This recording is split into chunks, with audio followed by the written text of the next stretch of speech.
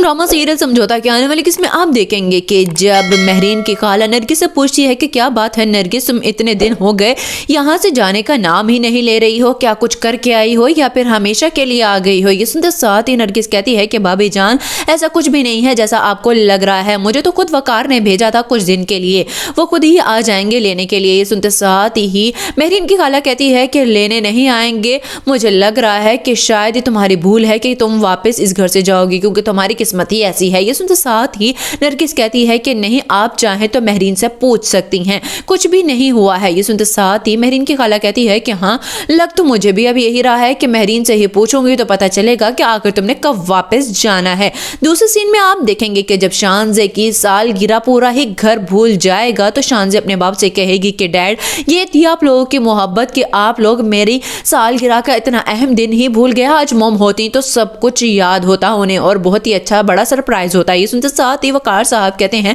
कि ऐसा कुछ भी नहीं है बेटा जैसा तुम समझ रही हो, तुम्हारे लिए हो सकता है हमने कोई सरप्राइज रखा हो। तो ये सुनते साथ ही शानजे कहती है कि बस बहुत हो गया, आप लोग अपनी जिंदगियों में आगे बढ़ चुके हैं और मुझे बेवकूफ समझ रहे हैं। ये सुनते साथ ही वकार साहब कहते हैं कि इसलिए तो बेटा तुम्हें भी कह रहे थे कि तुम शादी कर लो ताकि तुम भी अपनी जिंदगी में मसरूफ हो और आगे बढ़ जाओ। जिस पर शानजे कहती है कि बस बोझ लगने लग गई हूँ आप लोगों को, जा रही हूँ मैं अपने कमरे में और बात तक नहीं करनी है किसी से। लास्ट सीन में आप देखेंगे कि इसे असद से कहती है कि देखें असद, मुझे तो लग रहा है जो घर की सूरत हाल चल रही है ना, हमें अब पहले ही अलग हो जाना चाहिए, हिस्सा लें और ताकर हम इस घर से निकल चुके हैं। ये सुनते साथ ही असद कहता है कि क्या मतलब, कैसी बात कर रही हो अलीज़ा तुम, हम यहाँ से कैसे जा सकते हैं, अभी तो मैंने तुम्हें गाड़ी दिलवाई है नहीं, और इतनी सब कुछ ये सब सारी चीज़ें करना बहुत ही ज़्यादा मुश्किल है। ये सुनते साथ ही अलीज़ा कहती है कि सही कह रही हूँ, क्योंकि जब वकार अंकल का रवैया नरगिस आंटी के साथ बदलना शुरू हुआ है तो कौन को भी हिस्सा देना होगा, फिर शानजे का हिस्सा और फिर जुहेब तो बिल्कुल भी बिजनेस में इंटरेस्ट नहीं ले रहा, जब चाहता है दिल उसका वो महरीन के पीछे लग लेता है। ये सुनते साथ ही